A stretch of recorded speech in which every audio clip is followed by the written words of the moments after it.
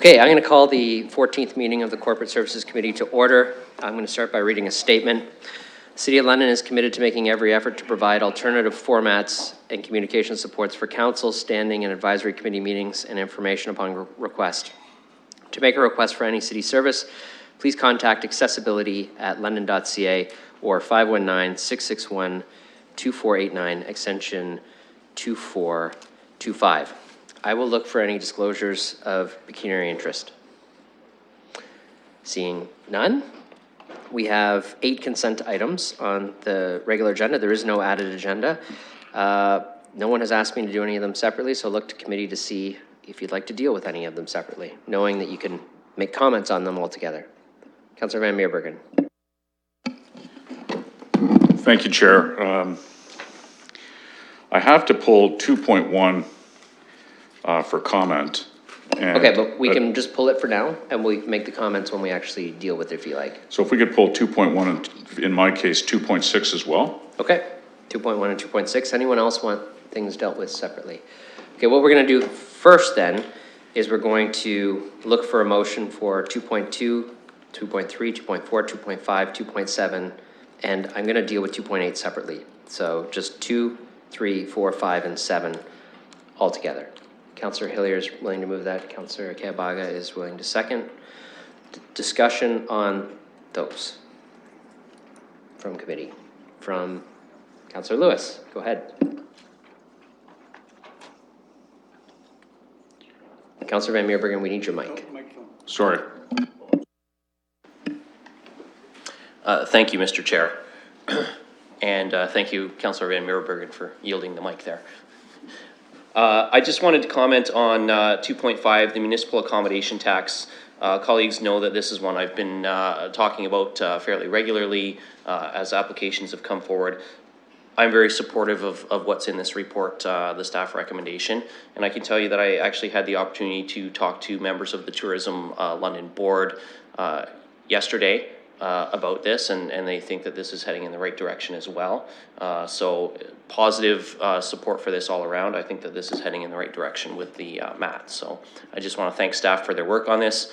I know we kind of, I certainly am guilty of having hammered away a couple of times about saying we don't have a process, so I'm glad to see that that now is being remedied in this recommendation. Great, thank you. Any further comments on the items we have before us? Councillor Helmer. On 2.2, I wonder through the chair if our staff could just talk about the ombudsperson and sort of how that decision is going to be considered. I know there's different ways of providing that kind of resource, and I wonder if through the chair you could just address that. Mr. Coxhead. Thank you, through the chair. So that's an undecided matter as from an administrative point of view as to what we'd like to recommend. We're still doing research and to make some determination as to what's, you know, to embody the spirit of what the Ombudsman is required to do, to work with respect to transparency and to be that advocate. And we're not sure that an in-house or an external methodology is the best way, and we're doing some work to make those determinations, and we'll come back to you with a recommendation in that regard in the future. Thank you, I appreciate that. And I also wanted to say just briefly that the updates and setting out the timelines for each of the different parts of the action plan is very helpful. I think it's important to keep everyone up to date on what's happening, you know, and what the response is going to be like and when people should be expecting things to be changing. I thought the report was really helpful, and I know that it was important for you to respond relatively quickly, and that you said you'd be back to the committee with an update on the action plan. And I just wanted to say thank you for the report and all the work that's going into this important issue. Thank you, and welcome to the mayor. I'll just let you know, Mr. Mayor, we're about to vote on 2.2, 2.3, 2.4, 2.5, and 2.7 together as a group. If you're looking to comment on any of those, now would be the time. I'm fine, I've heard those in advance, thank you. Great. Any further comment? Okay, seeing none, then we'll open those for voting.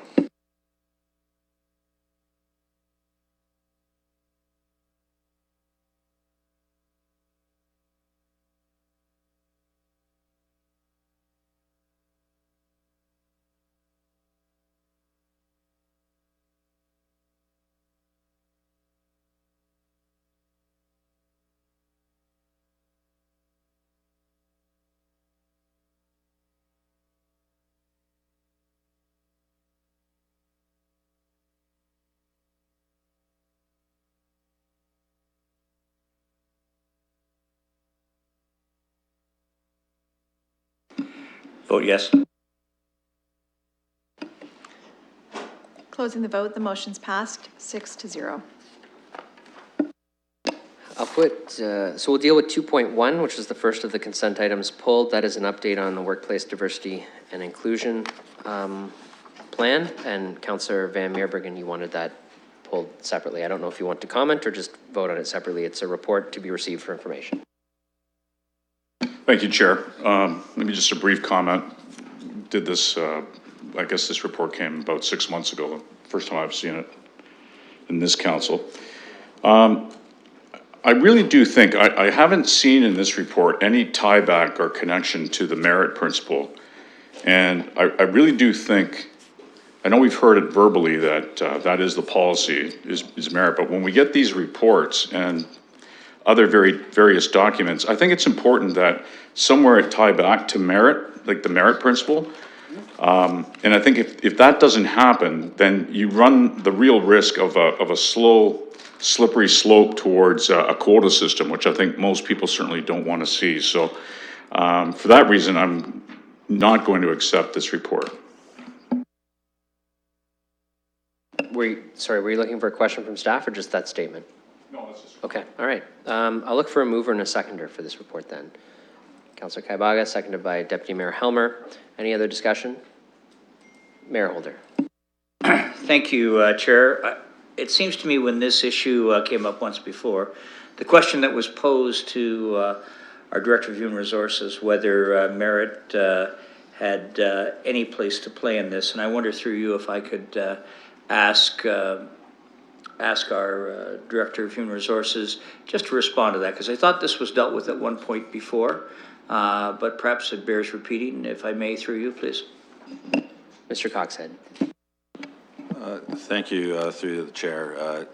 The methodology in all recruitments is to hire the best and most capable candidate to do the job, regardless of their ethnicity or diversity of any sort. And what this report reflects is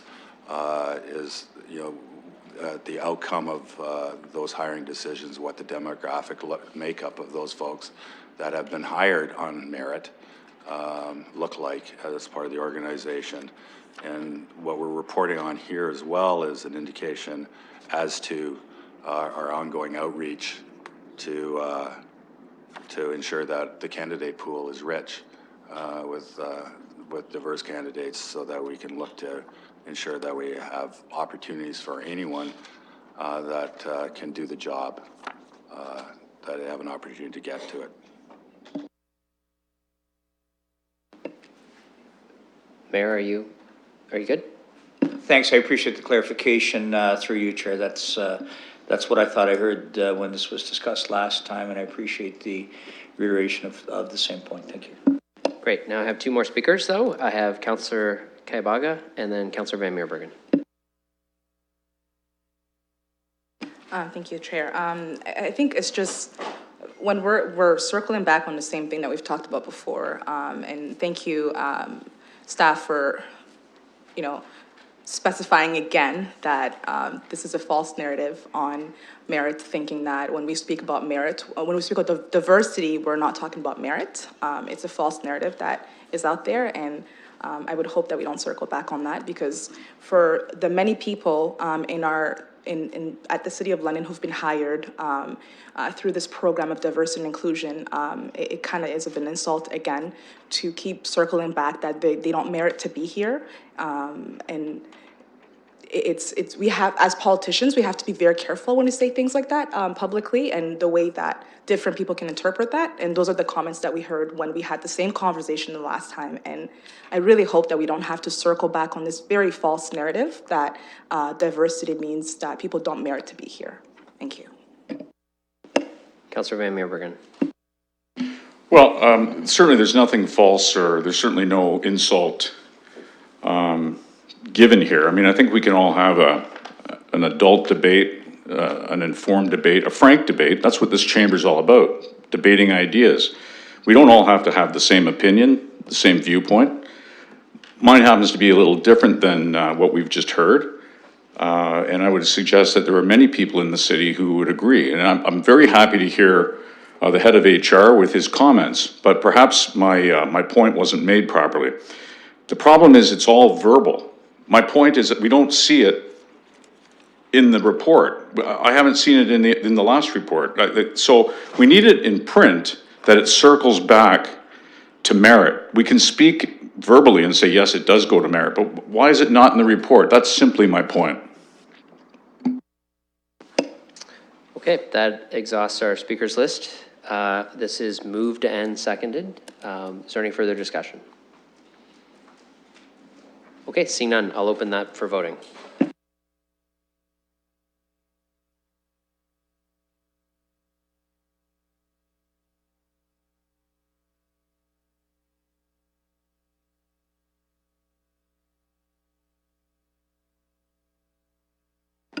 Closing the vote, the motion's passed 5-1. All right, 2.6 is next. This is the 4G plus 5G small cell pilot project. I believe Councillor Van Meerbergen, you also pulled that one. Thank you, Chair. I'm wondering if it might be appropriate. I'm certainly very interested in this topic. I think this is fascinating and a good news story. But would it be possible for the staff to maybe give us an overview on this? I'm sure it's very possible. I'm just looking at, is it Mr. Oh, go ahead. Thank you. Through the chair, the 5G small cell pilot project is adopting the next generation of telecommunications technology. So this technology delivers far greater data download speeds and greater connectivity. And the real reason is this allows us to capitalize on this coming generation of connected technologies. If you hear things like Internet of Things, IoT devices, smart technology, autonomous vehicles, and augmented reality, all of these technologies really rely on the characteristics of these 5G networks to be successful. And so this is a non-exclusive pilot project in 3 areas on 31 municipal poles to deploy this small cell technology, and it really gives us a chance to understand how this technology will impact the city and to develop some best practices to really position London for early 5G deployment. Thank you. Further questions? So my understanding is this small cell technology, it only goes about 200 meters, and that's why you need a bunch of them on all these poles around the city. So I'm just looking for clarification. When we get past this initial phase and its full rollout with 5G, is that how it's going to be rolled out, like every 200 meters all over the country? Or is it going to expand to a more wide range? Thank you. Through the chair, it wouldn't be every 200 meters across the entire country. The 5G technology is an additive to current 4G and 4G plus networks. So it's used in really high density areas where that great connectivity and high data download speeds is required. So it's really looking at those high density clusters in metropolitan areas. Thank you. Great, other questions on this? Councillor Lewis? Thank you, Chair. I just want to say I think this is a great initiative. I think we're taking a great opportunity here to partner with Rogers to advance our technology, and I just want to applaud everybody involved in their participation on this, because this is going to help improve our economic vitality and our connectedness, and this is a step towards smart cities, so this is a good thing. Perfect. Seeing no other comments, I will look for a mover and a seconder for this one. Mayor Holder, seconded by Councillor Hillier.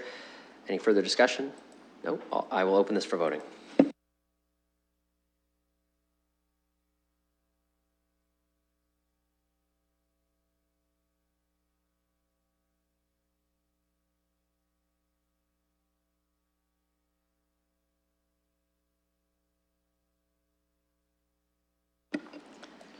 Closing the vote, the motion's passed 6-0. The next item is 2.8. I pulled that one separately because I want to bring to the committee's attention a request that I received from a member of the public who is here in the audience today. Did not meet the regular added agenda deadline for requesting delegation status to speak to us on this item, but did request through me that I raise this at the committee.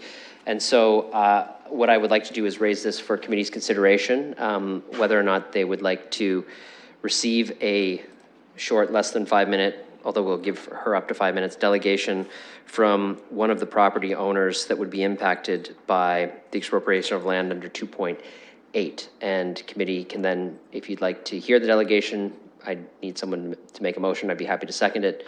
Mayor Holder's willing to do that. I'll second it.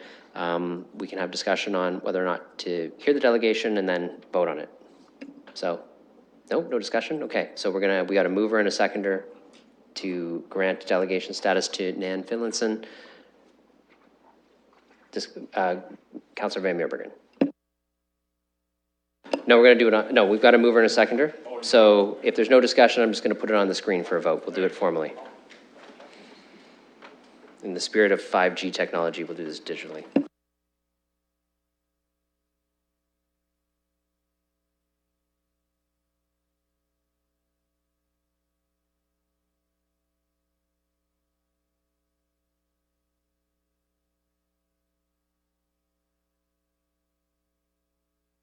Councillor Van Meerbergen?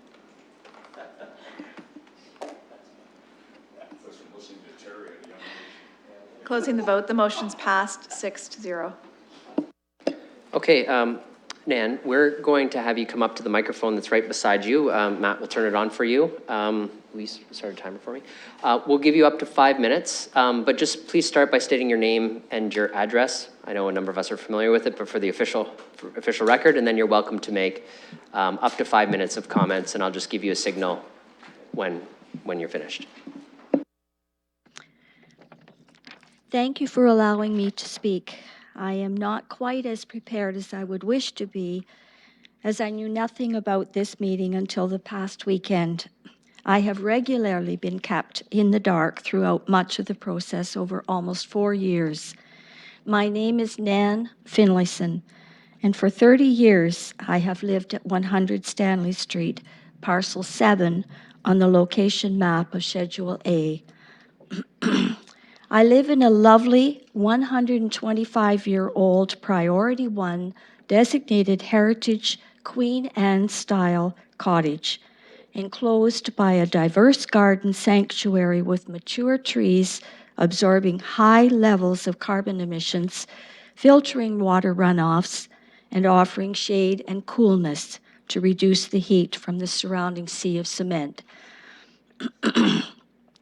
The native plants feed, protect, and provide habitat for many birds, bees, butterflies, and insects, even deer and wild turkeys. And these activities improve and enrich the lives of all the citizens of London. I have accepted with great pleasure my responsibility of stewardship in this partnership of protection of my beloved home and green space. They are gems, contributing greatly to the history of our city and to the life and health of our planet Earth. The City of London planners wish to widen Wharncliffe Road from 3 lanes to 6 lanes at my home and to build a much longer CN railway bridge to accommodate the new width. The present plan is to expropriate and ultimately destroy my home and property. Frankly, I am deeply, deeply disappointed in the City of London staff and councillors who appear unwilling to accept their moral support in this issue. I would strongly urge the councillors present to refuse to authorize expropriation and to refer the proposal for 100 Stanley Street back to the city planners to arrive at a creative, innovative resolution which would allow for traffic improvements, yet would preserve my home and property. And I firmly believe that this is possible and necessary. We are an inescapable part of history and, more importantly, of nature. Its welfare is our welfare. To survive, we cannot continue acting and regarding ourselves as spectators, looking on from somewhere outside. Thank you. Thank you for your comments. So to the committee, that was the delegation. What we have before us is a staff report with recommendations in it. We have staff here who can respond to any questions, and I would look to see if there's a mover and a seconder for the staff report. Moved by Councillor Hillier, seconded by Councillor Van Meerbergen. Discussion. Councillor Helmer. Thank you. I know the report in front of us is about the expropriations for all these various properties. I wonder through the chair to our staff, if voluntary agreements can be sought in the meantime, are we going to pursue those options? And also what is happening with potential relocation? Mr. Warner. Yeah, through the chair, absolutely. We would continue negotiations towards amicable agreements if we can, and if we can come to those agreements, then we will remove those properties from the application to expropriate. So we are encouraging discussions to keep ongoing. As far as the specific property at 100 Stanley, there are options available. We've discussed that with the owner.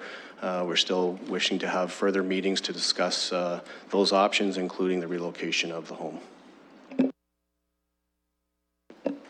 Further questions or comments?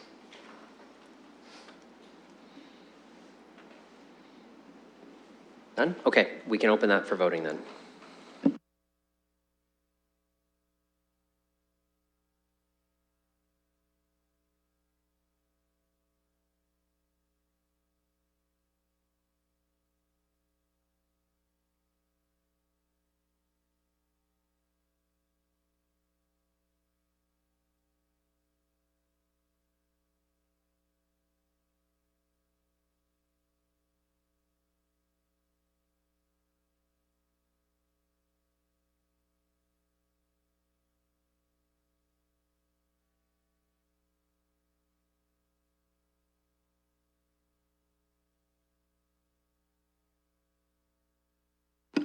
Closing the vote, the motion's passed 5-1.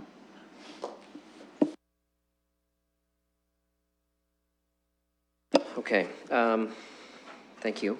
Item 3.1 is a public participation meeting on the council procedure bylaw.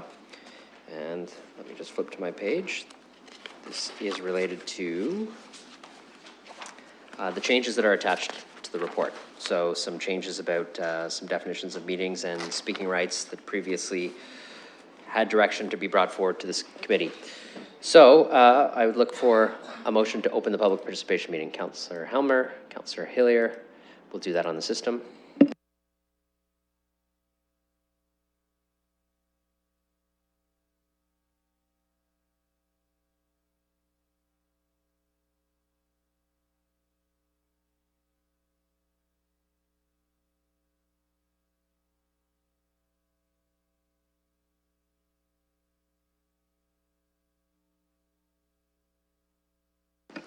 Closing the vote, the motion's passed 6-0. Okay, I'll look to see if any members of the public are interested in speaking to the council procedure bylaw changes. Going once, going twice. Last chance. Okay, I'll look for a motion to close the public participation session. Councillor Kaibaga, seconded by Councillor Helmer, and we'll do that on the screen.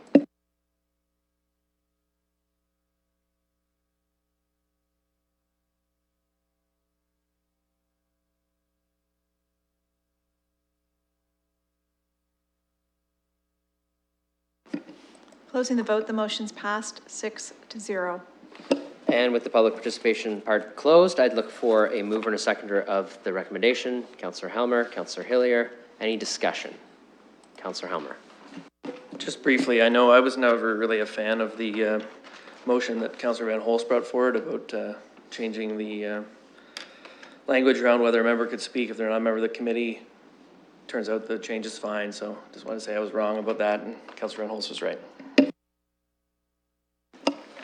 We'll be sure to let him know to watch the video. Mayor Holder.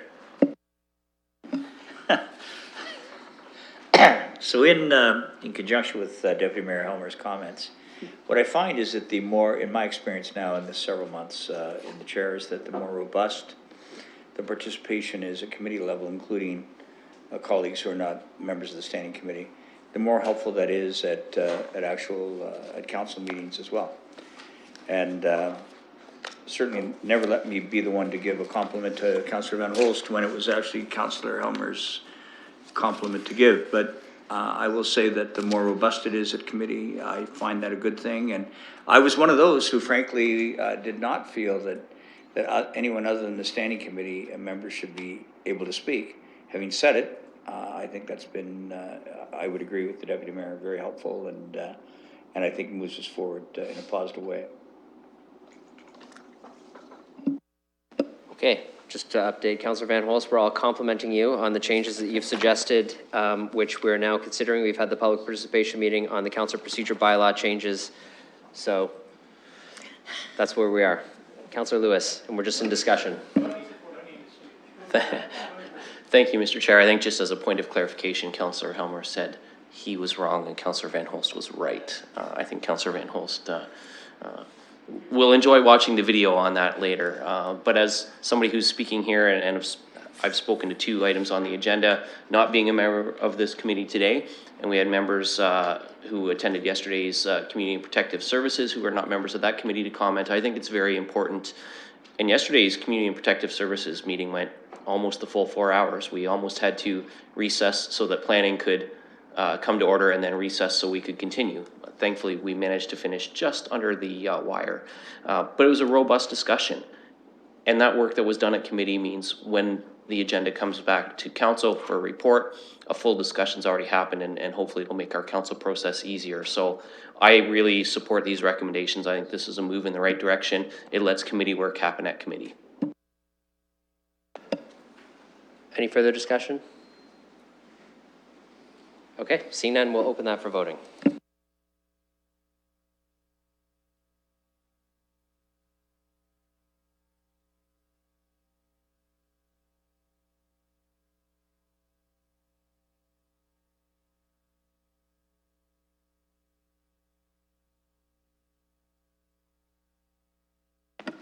Closing the vote, the motion's passed, 6-0.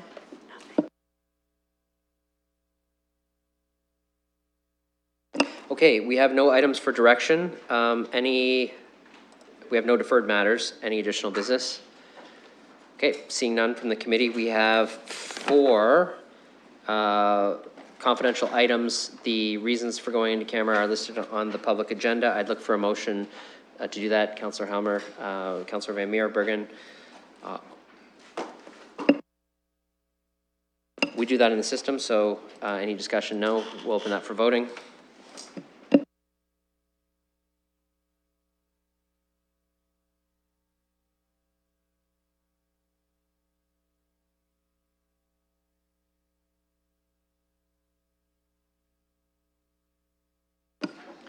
Closing the vote, the motion's passed, 6-0. Okay, we'll be moving to committee room 3. After the in-camera session is over, we will open the doors and see if anybody wants to see or watch us adjourn publicly from that room. So we won't be returning to council chambers.